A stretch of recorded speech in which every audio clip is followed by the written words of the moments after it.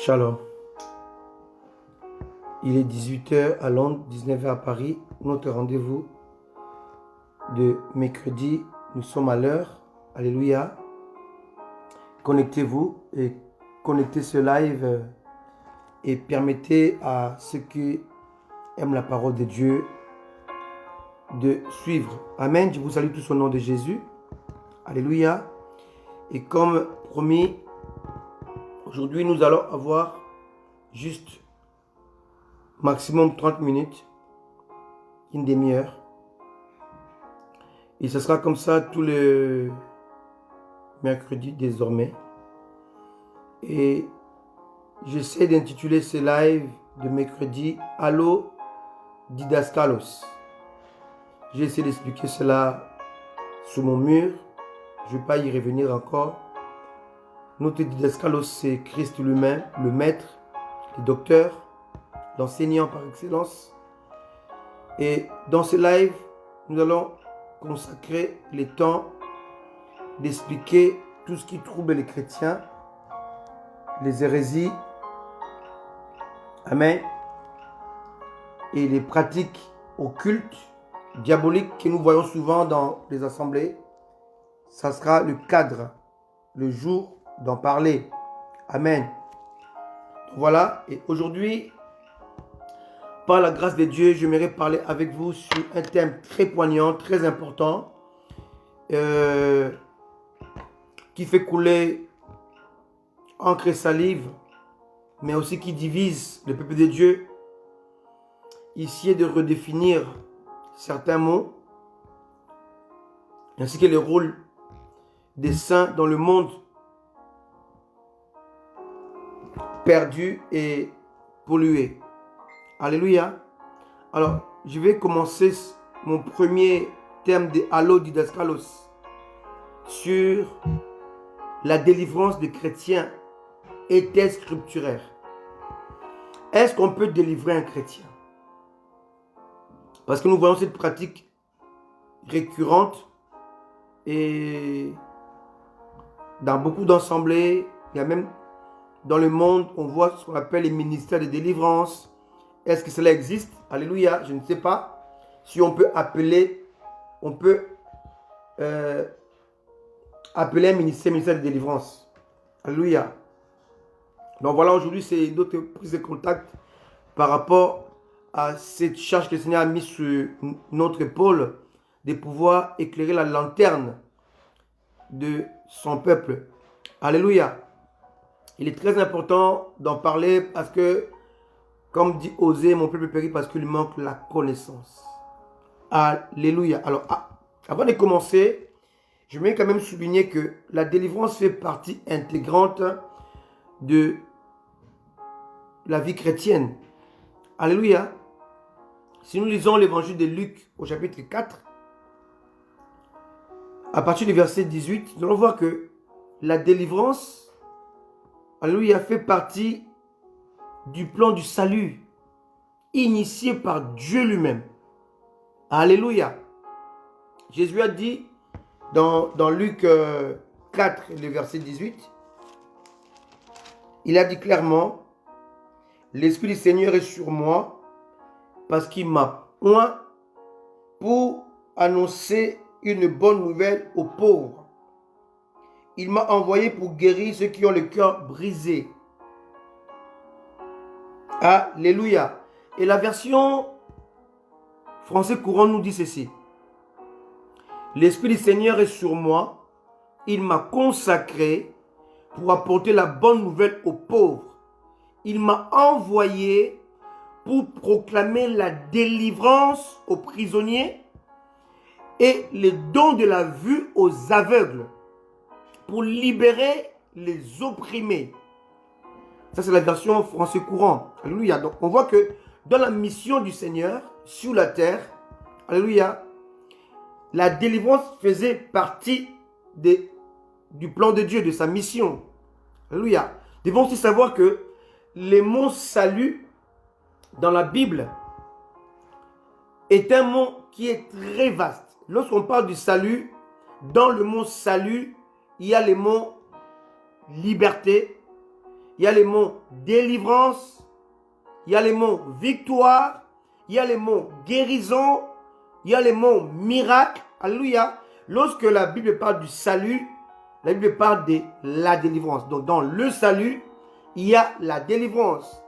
Alors la Bible dit clairement dans Jean chapitre 1, verset 12, à tous qui l'ont reçu, à ceux qui croient en son nom, la parole leur donne le pouvoir de devenir enfants de Dieu. Donc ceux qui ont foi en la parole, ils deviennent enfants de Dieu. Or, lorsque tu es enfant de Dieu, tu rentres dans le salut de Dieu.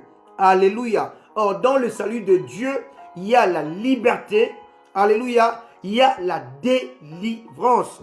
Alléluia. Jean chapitre 3, verset 16. Dieu a tant aimé le monde qu'il a donné son Fils unique, afin que quiconque croit en lui ne périsse pas, mais qu'il ait la vie éternelle. La vie éternelle ici, c'est le salut. Et le salut veut dire aussi délivrance. Alléluia. Amen. Si quelqu'un est en Christ, il devient une nouvelle créature. Les choses anciennes sont passées et voici toutes choses sont devenues nouvelles. C'est ça aussi fait allusion à la délivrance. Amen. Donc la délivrance fait partie du plan du salut. On peut appeler ça comme un package. Alléluia. Dans le package qu'on appelle salut, il y a tout ce dont le monde recherche. Il y a miracle, il y a guérison, il y a délivrance, il y a liberté. Alléluia. Tout ce que l'homme recherche, alléluia, se trouve dans le package que Dieu appelle salut. N'oubliez pas que si vous lisez la parole de Dieu toujours dans l'évangile de Luc, alléluia, il y avait un vieillard qui s'appelait Siméon.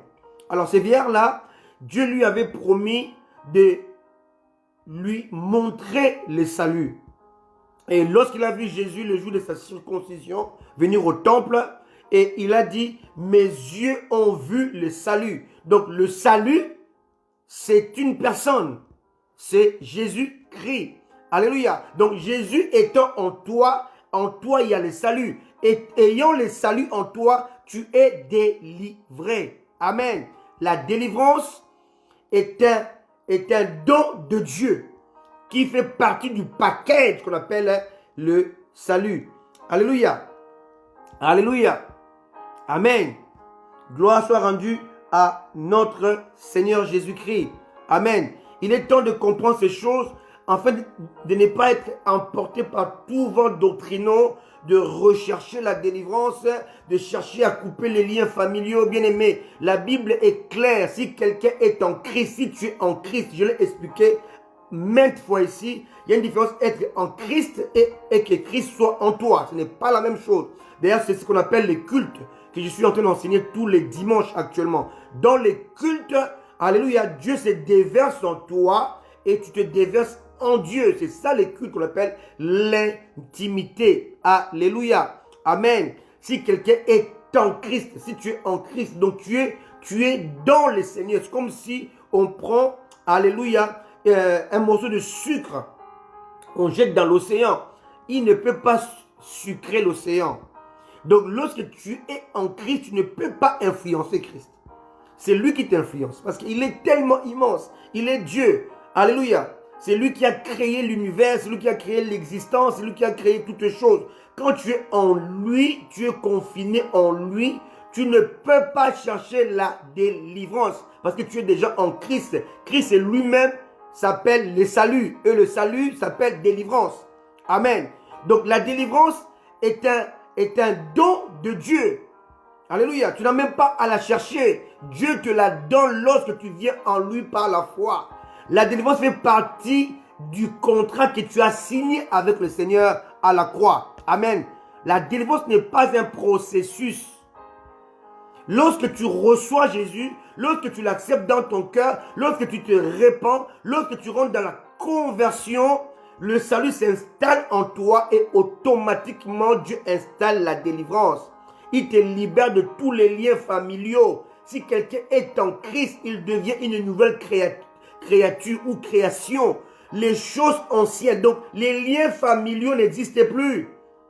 Alléluia, le passé n'existe plus. Il n'y a plus d'hérédité. Il n'y a plus de... Ma mère est morte de cancer. Je suis aussi en train de mourir de cancer. Ça n'existe plus avec le Seigneur. Amen.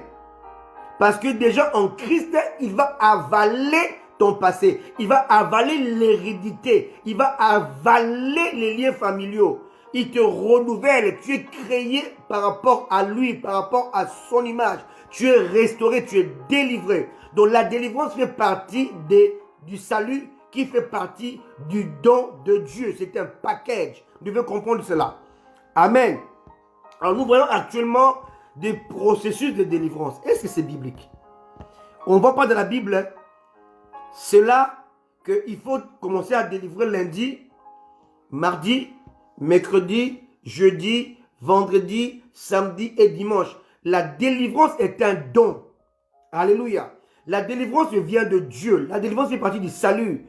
Et la délivrance, elle est instantanée. Alléluia. Il n'y a pas de délivrance par processus, par procédure. Ça n'existe pas. Ce n'est pas biblique. Amen. On le voit nulle part dans la Bible. Jésus va prier pour quelqu'un qui est possédé. Il dit, viens lundi, je vais chasser 50 démons. Et viens mardi, je vais chasser 200 démons. Bien aimé, tout ça, c'est vraiment l'homme qui a créé cela. Et c'est sûrement ce qu'on appelle la doctrine des démons. C'est nulle part dans la Bible. D'ailleurs, ça contredit la parole de Dieu. Alléluia, parce que Jésus dit clairement, lorsqu'un esprit méchant, l'esprit impur, sort d'un homme, il va dans le lieu aride, il ne trouve pas la place. Il va chercher 7 autres esprits plus méchants que lui. Il va les chercher quand? Dans quelques heures, dans quelques minutes, dans quelques jours. La Bible ne le dit pas. Mais ce qui est sûr, c'est que lorsqu'il est chassé, il va chercher le renfort. Amen. S'il était 1, il va revenir, ils seront 8. La Bible est claire, il va chercher 7 esprits plus méchants que lui. Donc il revient avec 7 méchants, plus méchants que lui, plus lui-même, ça fait 8. Alors imaginez, comme on vous dit souvent, oh, toi on t'a chassé 50 esprits. Demain encore on va continuer. Bien aimé, entre le lundi, le jour où on chasse les démons, des 50 démons, je ne sais pas comment ils font pour les compter d'ailleurs, ce n'est pas biblique tout ça. Et le mardi pour venir avoir la suite, bien aimé. Mais quand tu viens le mardi, ce n'est pas, je sais pas, les 20 qui restent, par exemple, qu'il faut chasser. Il faut compter les 50 qu'ils ont dit, fois 7. Amen. Dans les 50 chassés, chaque démon va prendre 7 plus méchants que lui. Est-ce que vous imaginez un peu? Le mardi, les pasteurs disent viens mardi pour qu'on finisse les 20 qui restent. Ce ne sera plus les 20. Donc quand tu rentres dans ces procédures-là, tu es condamné. Alors qu'en Christ, tu as la liberté.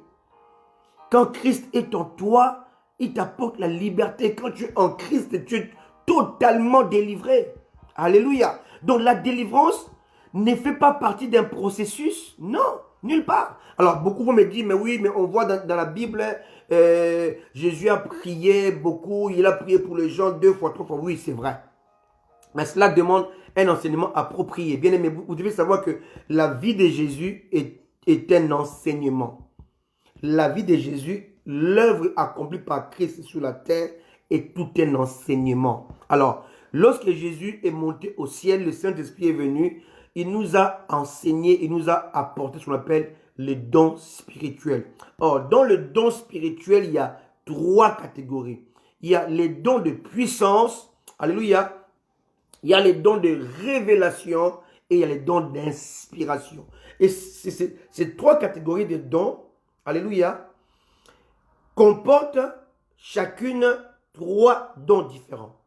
Donc, dans les 9 dons, on a premièrement les dons de puissance, il y en a 3.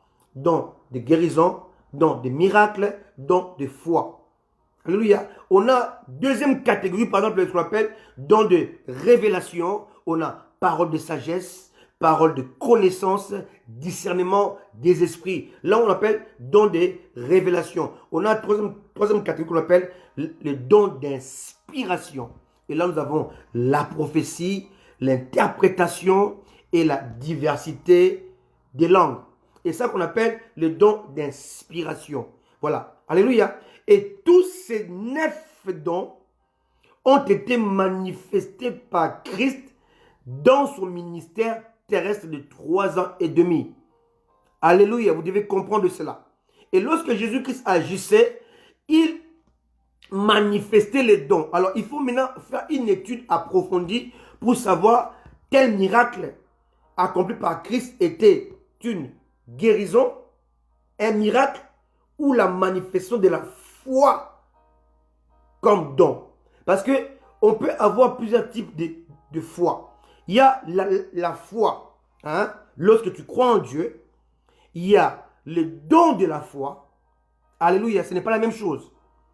La foi que tu as en Jésus est née de la parole.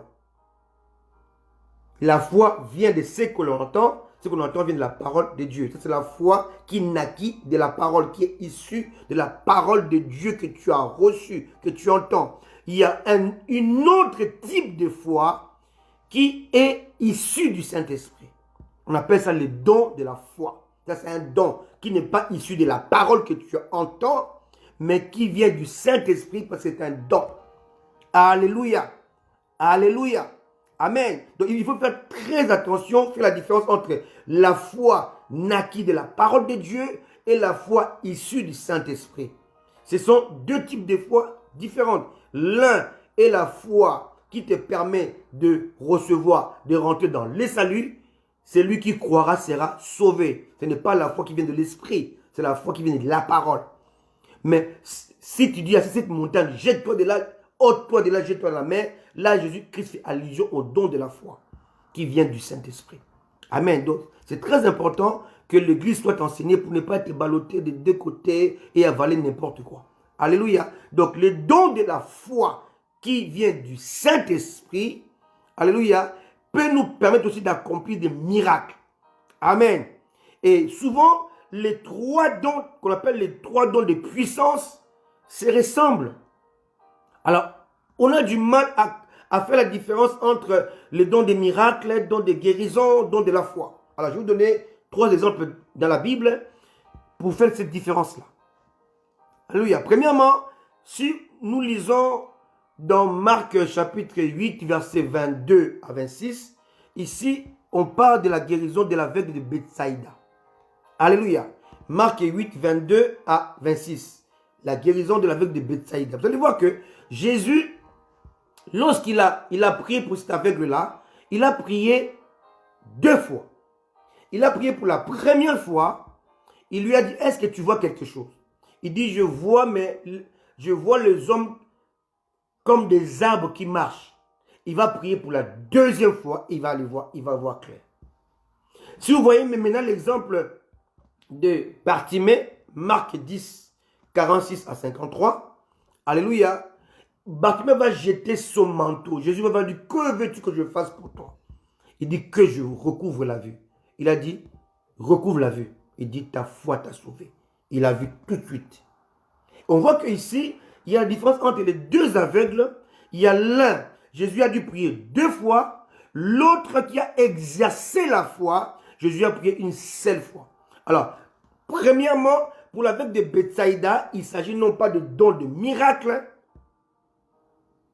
mais don de guérison. Deuxièmement, pour Bartimée, il ne s'agit pas de don de guérison, mais don de miracle. Alléluia. Le don de miracle et de guérison, la seule différence, c'est que lorsque c'est miracle, la guérison, elle est instantanée. Lorsque c'est guérison, la guérison peut se faire à 2-3 reprises ou avec un processus. Comme on voit pour le général de la Syrie, Naaman. Hein? Il devait plonger 7 fois dans l'eau boueuse du Jourdain. Alléluia. Et quand il sort de l'eau, plus il marche, il fait des pas, plus la lèpre était en train de le quitter. Alléluia. Et ça, on appelle ça don de guérison. C'est un miracle, mais ça fait partie du don de guérison. Le miracle est là, mais d'une manière progressive. Mais ce n'est pas, on n'opère pas les miracles progressivement. Pas une délivrance progressive, ça n'existe pas, ce n'est pas biblique. Amen. Alors, le don de foi, on peut le voir dans Matthieu 21, 18 à 22.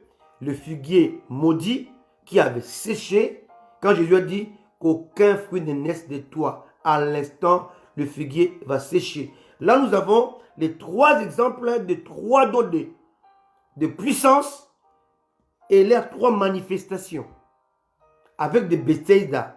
c'est la manifestation du don de guérison accompli par Christ. Bartimée, c'est la manifestation du don de miracle accompli par Christ. Et le figuier séché, c'est la manifestation du don de foi accompli par Christ. Donc là, on peut, si on étudie ça de près, on va voir que Jésus, dans sa vie, il a accompli et il a manifesté les 9 dons spirituels. Alléluia. Lorsqu'il était avec les pharisiens, par exemple, et il lisait dans leur cœur, il voyait ce qu'ils pensaient. Alléluia. Ça, c'est la parole des connaissances. Alléluia. Quand il dit les baptêmes des gens, venaient-ils de Dieu ou des hommes? Là, c'est la parole de sagesse qui apporte la confusion autour du ministre de Dieu. Vous comprenez donc, si on étudie la vie de Christ elle-même, c'est tout un enseignement. Et on peut voir les 9 dons spirituels, on peut voir le fruit de l'esprit avec ces 9 parties, toujours dans la vie du Christ. Alléluia. C'est tout un enseignement. Mais revenons un peu à notre sujet d'aujourd'hui sur Allo Didaskalos. Allons maître, éclaire-nous sur la délivrance de chrétiens. Alléluia. Qu'est-ce qu'est la délivrance? La délivrance est le fait d'être libéré d'une ou de plusieurs maux ou contraintes. Alléluia. Être libéré d'un tourment. Bref, être affranchi d'une servitude qui nous tenait jadis esclaves et captifs. Alléluia. Mais nous devons savoir que la rédemption accomplie par Christ, l'œuvre de la croix elle-même, constitue à elle seule notre délivrance totale et définitive. Alléluia. Alléluia. Bien aimé, il faut maintenant faire la différence entre c'est quoi être chrétien et c'est quoi être disciple. Si nous allons dans les Saintes Écritures, nous allons voir que nulle part Jésus nous a demandé, ni à ses disciples, ni à ses apôtres, de faire des gens des chrétiens. Nulle part. Jésus a demandé à ses disciples de faire d'autres disciples. Alléluia. Alléluia. Alléluia. Sauver pour sauver. Christ nous a sauvés pour sauver les autres. J'ai été libéré pour libérer les autres. J'ai été délivré pour délivrer l'autre. Quelqu'un peut être seulement lié et sa délivrance n'est pas forcément un démon. C'est juste l'ignorance. On peut être bloqué dans son esprit, dans sa conscience. Et tout est bloqué. Et on n'a pas besoin qu'on t'impose le main. Tu as besoin d'être affranchi par la vérité, par la parole. Ta délivrance, c'est juste le fait d'écouter la parole de Dieu. Alléluia. Amen. Alors, ce que nous voyons aujourd'hui, c'est tout sauf biblique. On ne peut pas délivrer un chrétien. Chrétien vient du mot Christ. D'ailleurs, dans le passé, au 1er siècle, ces mots étaient chrétiens et non pas chrétiens. Ça a été déformé au fil des années. On disait le chrétien parce qu'ils sont comme Christ. Alléluia. L'ordre de Jésus était aller dans le monde entier, faire de toutes les nations des disciples. Quand on parle de disciples ou de disciplats, on fait allusion à la discipline. Alléluia. Alléluia. Un chrétien qui n'a pas une vie de discipline est un chrétien désordonné. Alors, j'aimerais bien, avant de finir, il me reste 5 minutes, avant de finir, faire la différence entre disciple et un chrétien. C'est très important. Alléluia. Alléluia. Pour dire que qui sont concernés par la délivrance dans nos assemblées. Est-ce des disciples? Non. Est-ce des chrétiens? Non. Ceux qui sont concernés par la délivrance sont des païens qui viennent dans nos assemblées. Et nous les verrons mercredi prochain. Quel est le plus grand problème aujourd'hui dans les églises? Pourquoi aujourd'hui nous avons besoin de pratiquer des délivrances d'une manière abusive? Parce que nous amenons dans nos assemblées les gens que nous voulons amener. Mais alors que l'église primitive n'ajoutait personne dans l'assemblée, dans son milieu. C'est Jésus qui le faisait. Déjà, ce premier point constitue en soi un problème véritable. Une problématique.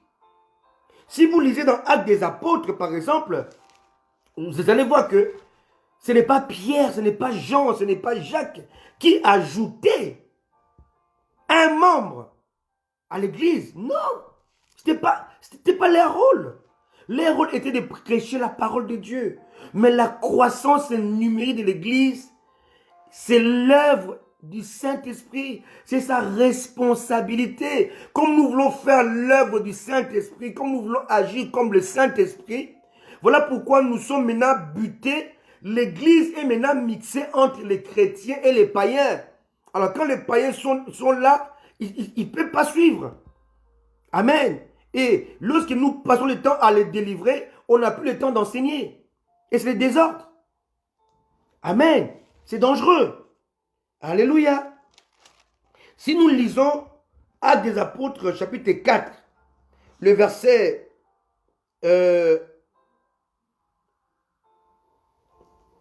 le verset, laissez-moi lire, non, chapitre 2, pardon. Chapitre 2, le verset 47. Alléluia. Louant Dieu et trouvant grâce auprès de tout le peuple, et le Seigneur ajoutait, écoutez bien, le Seigneur ajoutait chaque jour à l'église ceux qui étaient sauvés. La croissance numérique fait partie de l'œuvre du Saint-Esprit, non pas du pasteur, non pas du membre de l'église. Le Seigneur a ajouté ceux qui étaient sauvés, pas les païens, ceux qui étaient déjà sauvés. Donc convaincus du péché par le Saint-Esprit, convaincus du péché par le Saint-Esprit, du jugement et de la justice. Alléluia. Et lorsqu'ils sont sauvés, l'Esprit de Dieu, le Seigneur maintenant les ajoute parmi les saints. Et lorsqu'ils viennent s'ajouter parmi les saints, ils ne sont plus païens. Ils n'ont plus besoin d'être délivrés. On n'a pas besoin de faire ce qu'on appelle la cure d'âme. Ça encore, nous allons y revenir. Voir si c'est vraiment cette pratique, elle est aussi biblique. Alléluia. Amen. L'Église a adopté des pratiques totalement absurdes, totalement anti-scripturaires. Voilà pourquoi il y a tant de désordre dans l'Église. Vous voulez briser quel autel dans la vie des chrétiens? Quel autel dans la vie de celui qui n'a plus de passé? Si quelqu'un est en Christ, il est une nouvelle créature. Les choses anciennes sont passées. Quel autel voulez-vous briser?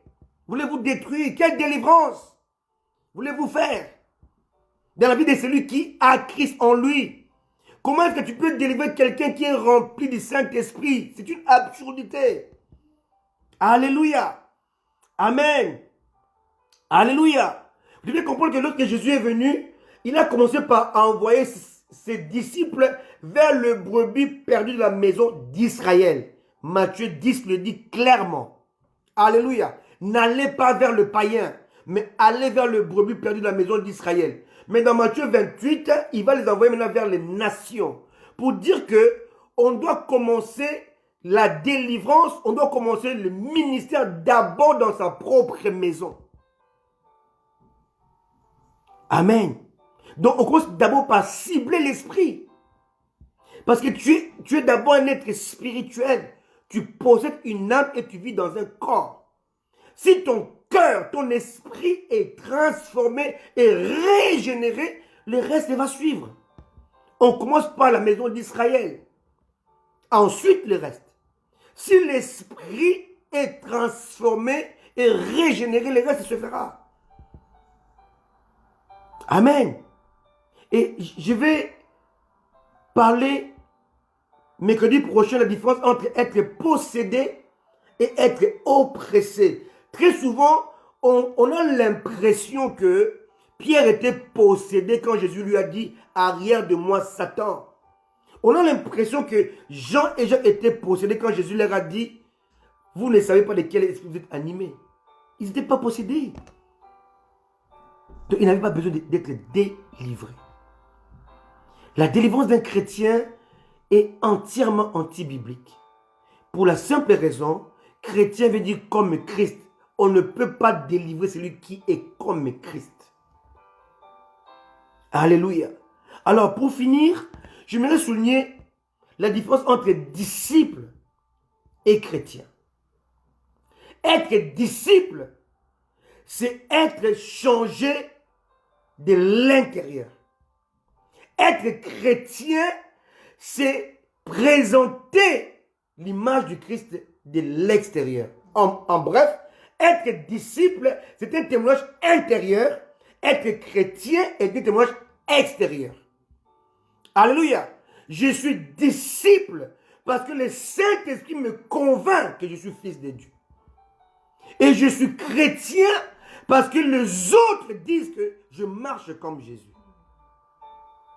Donc je suis en même temps disciple et en même temps chrétien. Mais mon disciple-là, être disciple, je le suis par rapport au Saint-Esprit. Mais je suis chrétien par rapport à mon entourage. Alléluia. J'aimerais finir par ces deux mots. Je suis chrétien parce que les gens qui m'entourent voient en moi la lumière du monde. Voient en moi le sel de la terre. Voient en moi un homme transformé. Voient en moi un homme qui parle comme Christ. Voient le caractère que je déploie. Voient en moi ce que je suis en train de dire par mon langage. Mais mon langage est assaisonné d'amour, est assaisonné de grâce, est assaisonné d'affection.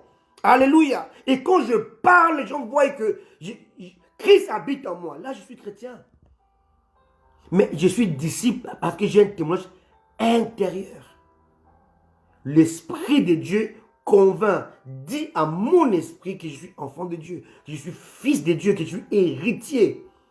Et cela fait de moi un disciple. Je suis disciple parce que je porte ma croix. Alléluia. Être disciple, c'est l'intimité. Être chrétien, c'est ce que nous voulons montrer au monde. N'oublions pas que Jésus a dit, aimez-vous les uns les autres. L'amour est d'abord intérieur. Mais attention, il dit, afin que le monde sache que vous êtes mes disciples. Donc, je suis disciple de l'intérieur, mais le témoignage que je porte de l'extérieur fait de moi un chrétien. Je vais m'arrêter là pour aujourd'hui. Que Dieu vous bénisse. Alléluia. Il faut seulement retenir une seule chose. Je suis disciple parce que l'Esprit de Dieu habite en moi. Je suis chrétien parce que je manifeste l'œuvre du Saint-Esprit, l'œuvre du Christ. Et étant disciple, étant chrétien, je n'ai pas besoin d'être délivré parce que on ne peut pas délivrer le Saint-Esprit qui habite en moi. Et les démons ne peuvent pas me posséder parce que Jésus-Christ vit en moi. Que Dieu vous bénisse. Rendez-vous mercredi prochain pour la suite de Allo Didaskalos. Éclaire-nous, Seigneur. Trop de magie, trop d'occultisme, trop de mélange. Alléluia. Je n'ai pas besoin d'être délivré. Je suis enfant de Dieu. Je suis chrétien. Je suis libre en Christ. Et toi qui me suis, Dieu t'a libéré à cause de la croix. Et aussi longtemps que tu t'accrocheras à la croix du Christ, tu seras fidèle à la parole de Dieu. Tu seras fidèle dans la prière.